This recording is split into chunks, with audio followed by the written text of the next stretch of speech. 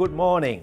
Good morning and welcome to Media Pulse. Today we're talking about one of the hottest political issues of the week. That's right. It's about the fate of 44 MPs of the now defunct Move Forward Party.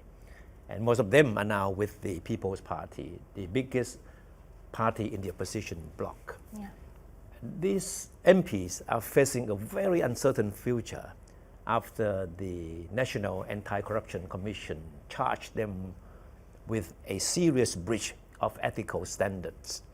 And if found guilty, they all face the possibility of being disqualified as MPs and worse still, a lifetime political ban, meaning that they would not be able to run for office again in their lifetime. Very serious. Yeah. I'm sure many people must be wondering what have they done to deserve such a serious charge? I know, right? So 2021, when the 44 MPs of the Move Forward Party, the predecessor of the People's Party, which is currently the main opposition party, they co-sponsored a bill seeking to amend the lèse-majesté law, or what is better known as Article 112. 25 of the 44 MPs in question are now members of the People's Party, including many of its top executives. So I guess amending Article 112 has been a key element of the party's platform, and it apparently resonates strongly with young voters who believe it has been frequently abused and used as a political tool. So the article, which criminalizes any insults of the monarchy, carries punishments of up to 15 years. But as we all know, the platform advocated by the party has also come under heavy criticism by critics. And the Constitutional Court in August last year ruled that its campaign in the general elections in 2023 to amend the contentious article constituted an attempt to overthrow the country's system of constitutional monarchy. And the court subsequently ordered the Move Forward Party dissolved and imposed a 10-year political ban on its top executives, including its leader, Pitha Limcharoenrat, a very charismatic young politician. Back then, the remaining 141 MPs of the party immediately switched to the People's Party, which is now the main opposition party. Yes. So what will happen? Yeah, that's a big question. What will happen to them if the anti-corruption agency rules against the 44 lawmakers? The case will then be submitted to the Supreme Court for holders of political offices.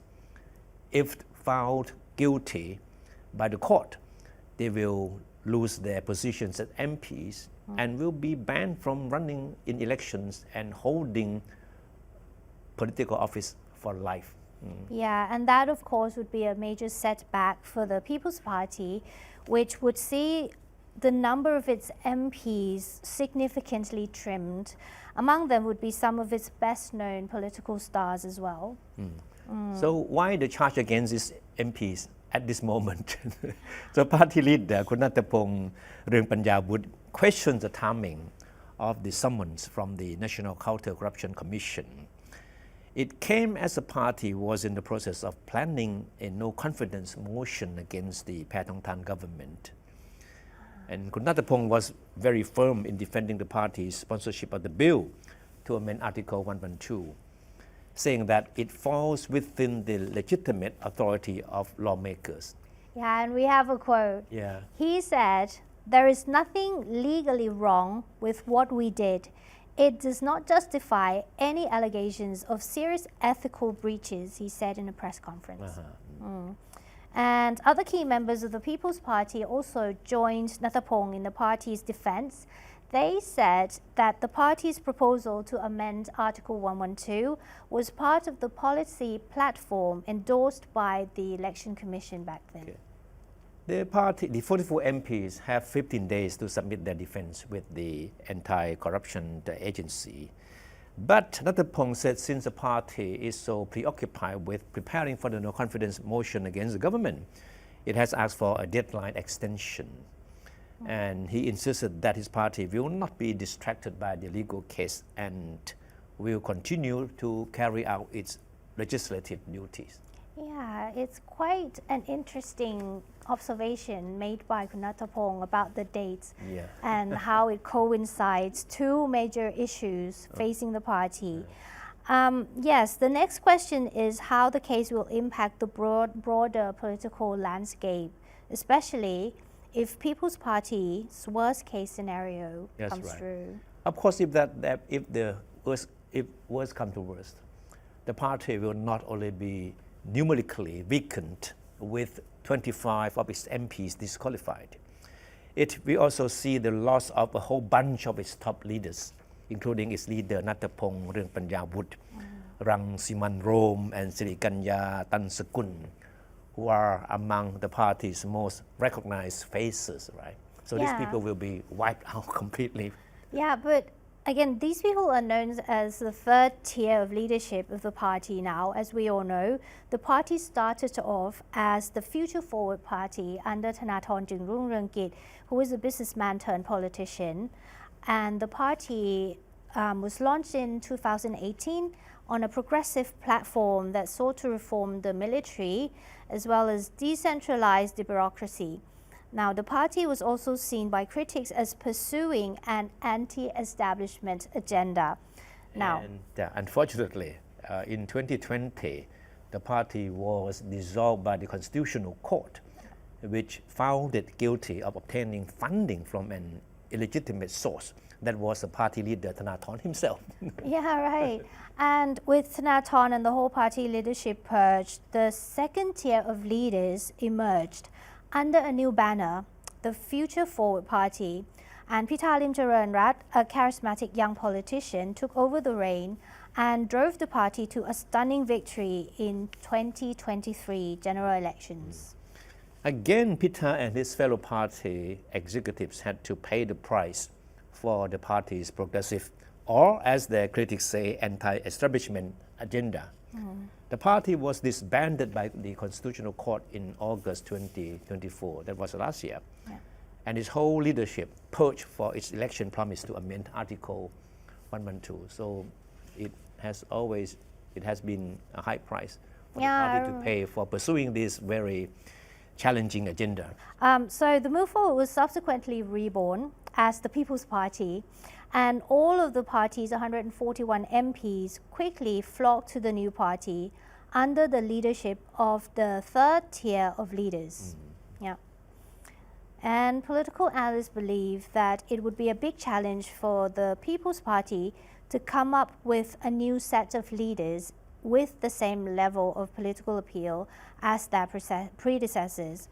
The current rank and file, who are mostly newcomers in politics, are hardly in a position to fill their shoes. Yeah. In that worst case scenario, the party's role as the core of the opposition in the House would be significantly weakened. It would be also very difficult to envision how the party could replicate its political success in the next general elections.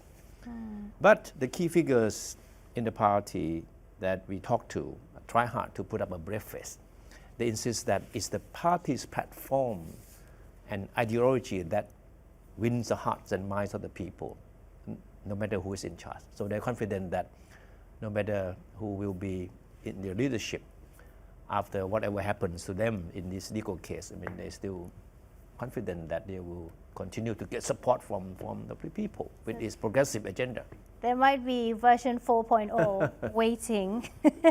But don't expect the People's Party to face the charge by the National Anti-Corruption Commission sitting down. It so happens that the charge against the People's Party coincides with a scandal which has led to a crisis of trust in the anti-corruption agency itself. This is a very interesting twist. At the center of the scandal, it's the newly appointed president of the Anti-Corruption Commission, Kun Suchat Trakoon Kasem Suk.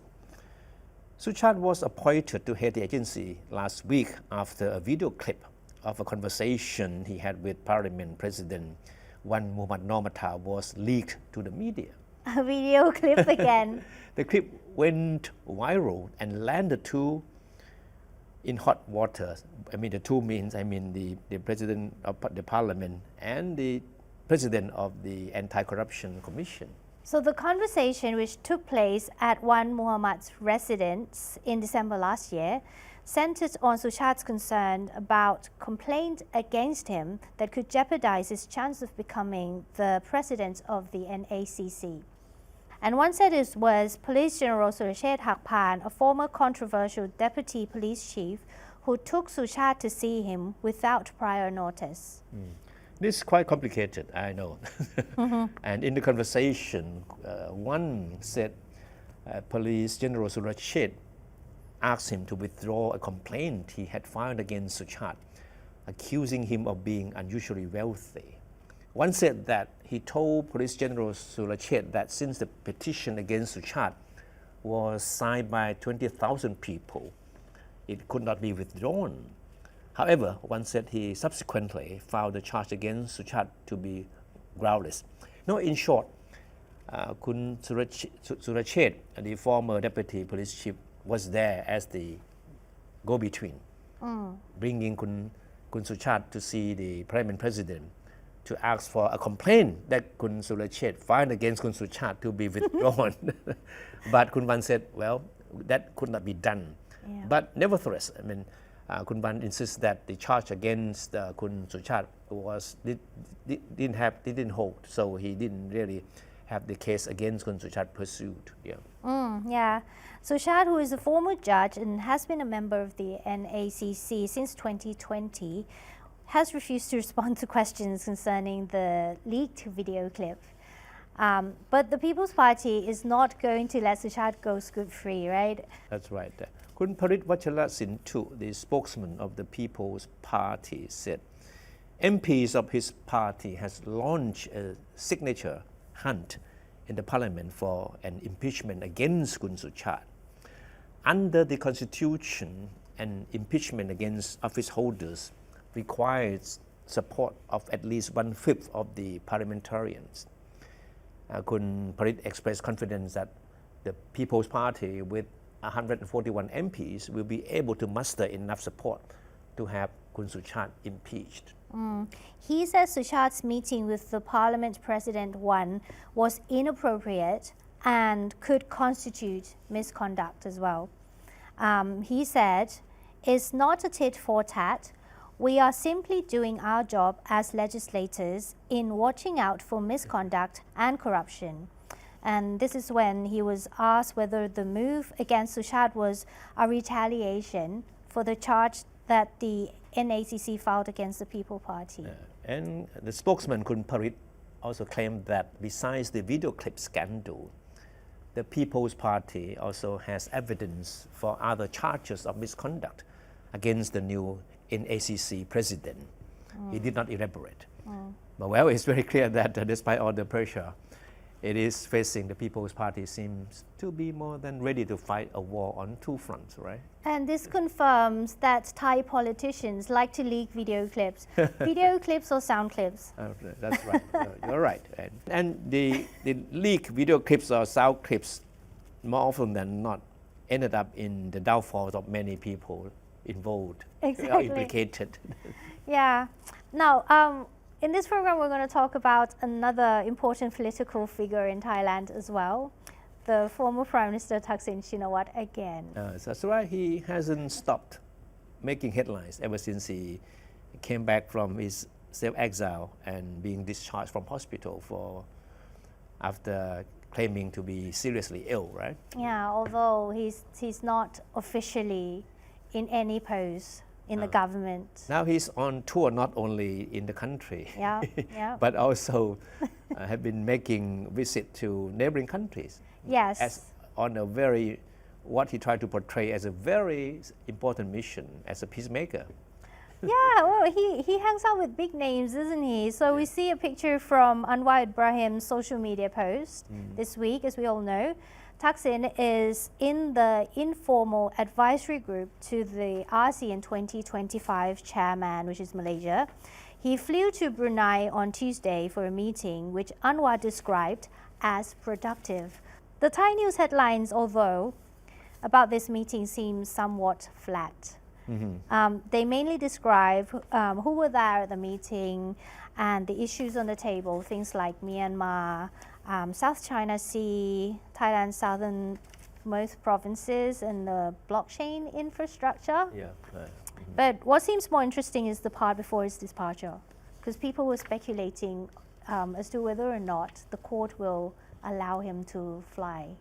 But the court did allow him to fly to Brunei for the meetings with the Sultan and the Malaysian leader. Yeah, the most interesting part, I think, is as we all know, the former Prime Minister still has an ongoing court case. Because in June last year, he was charged with lèse majesté and was released on bail, right? So by law, this means he has to ask for permission every time he wants to travel out of the country. Now, for the record, this was the third time that Thaksin met Anwar, the Malaysian leader, in person after he was appointed a personal advisor to the Malaysian leader. And we were told that one of the topics of the conversations that they had has been the situation in the stripe-torn southern Thailand. And Anwar, as we know, that he has been showing eagerness to help Thailand resolve the decades-long crisis in that part of the country. And ever since his return from self-exile, Thaksin has also shown interest in playing a role in bridging peace in the region. So Thaksin and Anwar more or less has a common interest on the issue. That's right. And tomorrow Thaksin will be on the road again. He will fly down to the south with Deputy Prime Minister Phumtham Wechayachai and Justice Minister Thavisotsong. And his trip will be closely watched as it will be his first in more than 20 years to visit the south. Yeah, Thaksin has not formally made known the intention of the trip, but political analysts believe that there is something personal involved. So the former Thai Prime Minister has yet to shake off the blame that he was responsible for the worsening of the conflict in southern Thailand while he was in power more than 20 years ago. I see. Now let's take a look at what happened when he was Prime Minister. Yeah. A series of violent and bloody incidents took place in the three southern provinces of Yala, Pattani, and Narathiwat, including Songkhla, on his watch. And these incidents are believed to have contributed to the escalation of violence in the region. And it began with a daring raid of an army installation in Narathiwat in January 2004. The armed intruders made off with more than 400 pieces of firearms after killing 4 soldiers on duty. Thaksin drew heavy criticism for describing the incident as the work of petty bandits. Yeah, that word stings. And the stolen weapons were believed to have been used in subsequent attacks on government personnel. And Thaksin later admitted that he regretted using those derogatory remarks to describe what happened in Narathiwat on that fateful day. Yeah, also in April of the same year, 2004, more than 100 people launched coordinated attacks on dozens of police stations and checkpoints in Pattani, Yala, and Songkhla, right? And the attacks culminated in the seizure of Crusade Mosque, a historical religious site in Pattani, and all the 32 armed separatists who were held up inside were killed when the place was stormed after an 8-hour standoff and exchanges of gunfire.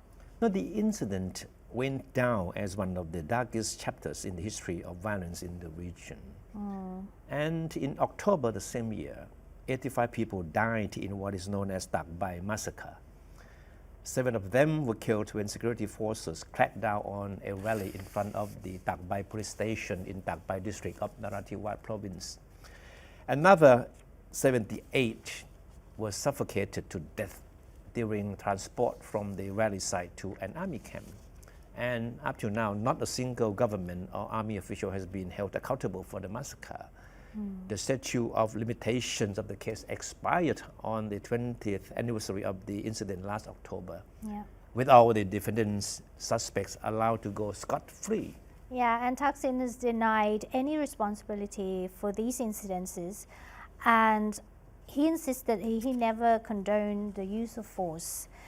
Thai media reported that Thaksin has shown renewed interest in the situation in southern Thailand because he believes he can play the role of a peacemaker. No, in the eyes of political analysts, Thaksin personally wants to exonerate himself from the blame that he was responsible for aggravating violence in the region. And he seems to believe that with the help of Prime Minister Anwar Ibrahim of Malaysia, he will have some leverage in dealing with the various groups of insurgents down there. He is also counting on the Defense Minister Phumtham Wechayachai, who is reportedly working on a new approach in dealing with the issue. Phumtham has ordered the National Security Council to revise the strategy in dealing with the armed insurgency as well. You have some information on That's this, right? This is very interesting because Thai PBS World has learned that Kun Phumtham is now studying the possibility of applying the approach that proved successful in dealing with communist insurgency back in the early 80s. The government of Prime Minister Prem Tinsulanon then offered pardon to communist insurgents who included thousands of former student activists who took up arms with the Communist Party of Thailand. And the olive branch led to a mass defection of communist insurgents, which marked the beginning of the end of communist insurgency in Thailand. And Phumtham himself, he was an insurgent. One of those people. And he was a former student activist, right? Yeah. And he left the city and took up arms with the Communist Party of Thailand. And he benefited from this policy under Prem Tinsulanon. So he was pardoned and then returned to the fold and later entered politics. And now Kun Phumtham is known as one of Kun Thaksin's most trusted aides. So from this point on, you can expect the two to make headlines with their efforts in trying to bring peace to the region. Right. But how successful they will be, it's something we have to wait and see. Yeah, it depends because all solutions might work, might not work, but he himself is the person who benefits from this solution. So it might work, I mean, depends. Yeah, and that's about it for this week's episode of Media Pulse. I hope you've enjoyed watching it, and we'll see you again next week. See you then. Bye.